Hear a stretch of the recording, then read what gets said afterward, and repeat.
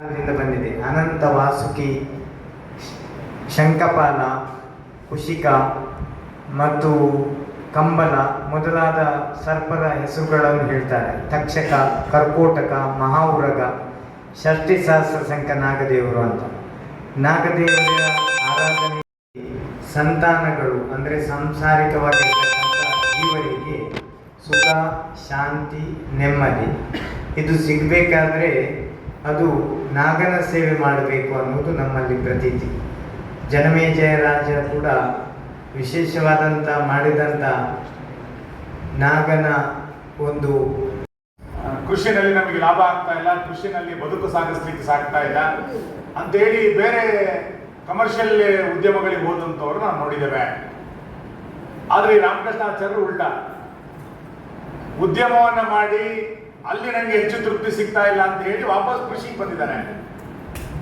ಕೃಷಿನಲ್ಲಿ ಕೇವಲ ಯಾವುದೋ ಸಸಿಗಳನ್ನ 5-6 ಎಕರೆ 10-6 ಎಕರೆ ಮಾಡಿದ್ದಲ್ಲ, ಅದರಲ್ಲೂ ಸಾವಯವದ ಕೃಷಿಯನ್ನ ಮತ್ತು ಗೋವುಗಳನ್ನ ಸಾಕಾಣಿಕೆ ಮಾಡೋದ್ರ ಮುಖಾಂತರ ಅದಕ್ಕೆ ಪೂರಕ ಆಗಿರುವಂತಹ 10 ಚಟುವಟಿಕೆಗಳಿಗೆ ಜೀವವನ್ನು ಕೊಡುವಂತ ಕಾರ್ಯವನ್ನ ಈ ಗೋದಾಮದ ಮುಖಾಂತರ ಇವತ್ತು ಮಾಡ್ತಾ ಇದ್ದಾರೆ.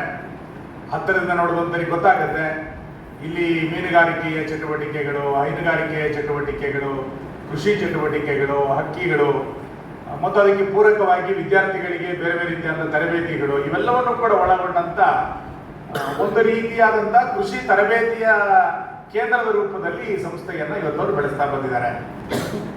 ಎರಡನೇದು ಪ್ರಸಿದ್ಧವಾದಂತಹ ಕ್ಷೇತ್ರ ನಮ್ಮ ಅವಿಭಜಿತ ದಕ್ಷಿಣ ಕನ್ನಡ ಜಿಲ್ಲೆ. ಅಂತ ಕ್ಷೇತ್ರದಲ್ಲಿ ಮುನಿಯಾಲು ಅಂದರೆ ಸಾಧು ಸಂತರು ತಪಸ್ಸು ಮಾಡ್ತಾ ಇದ್ದಂಥ ಒಂದು ಶ್ರೇಷ್ಠ ಸ್ಥಾನ ಮುನಿಯಾಲು. ಈ ಅಡವಿಯ ಪರಿಸರದಲ್ಲಿ ಹಿಂದೆ ಅದೆಷ್ಟು ಸಾಧುಗಳು ತಪಸ್ಸು ಮಾಡ್ತಾ ಇದ್ದರು. ಅಂಥ ಒಂದು ಸ್ಥಾನವನ್ನು ಸ್ವರ್ಗವನ್ನಾಗಿಸುವ ಕೆಲಸವನ್ನು ಸತ್ತಿಲ್ಲದೆ ಮಾಡ್ತಾ ಇರುವವರು ಶ್ರೀಯುತ ರಾಮಕೃಷ್ಣಾಚಾರ್ಯ ಮತ್ತು ಅವರ ಜೊತೆಗಿರುವಂಥ ಎಲ್ಲ ಸಮರ್ಪಣಾ ಭಾವದ ಕಾರ್ಯಕರ್ತರು. ಇವತ್ತು ಈ ಸ್ಥಾನಕ್ಕೆ ನಾವು